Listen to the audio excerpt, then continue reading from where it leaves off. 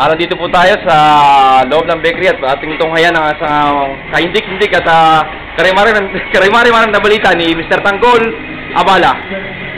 Magandang tanghali po, mga kapwa ko Pilipino na nandiyan sa Pilipinas. Sa kasalukuyan po, nandito po tayo sa loob ng kitchen ngayon para alamin kung ano na nangyayari na ganap sa kasalukuyang sitwasyon.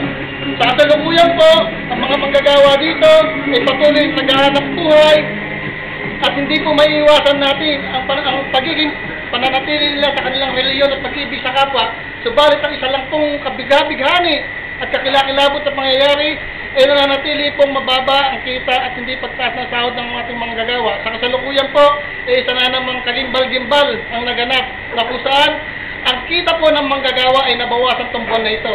Sa kadahilanan pong binabanggit natin, ang Pilipino ay may ugaling pagiging religyoso at pag-ibig sa kapwa. Sa kadahilanan pong iyan, ang ating pong dalawang kasama ay muli na naman pong namatayan.